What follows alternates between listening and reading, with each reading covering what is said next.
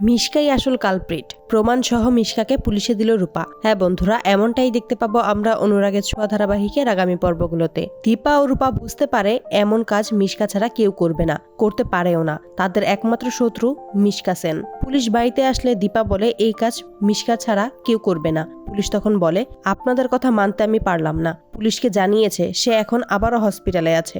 আপনারা জানেন না মিশকা সেন হাঁটাচলা করতে পারেন না, তাহলে তার পক্ষে এসব কাজ করা কিভাবে সম্ভব? এসব কাজ তার পক্ষে অসম্ভব। তবুও দীপা ও রূপা বুঝতে পারে এটা মিশকারই নতুন চাল। তাই রূপা সিদ্ধান্ত নেয় সে এবার মিশকার মুখোশ সকলের সামনে আনবে। রূপার পাশে দীপাও থাকবে। তাই রাতের আধারে হসপিটালে যায় দীপা ও রূপা। সেখানে গিয়ে দেখতে পায় মিশকাকে বাড়ি নিয়ে যাচ্ছে। পিছু নেয় দীপা ও রূপা।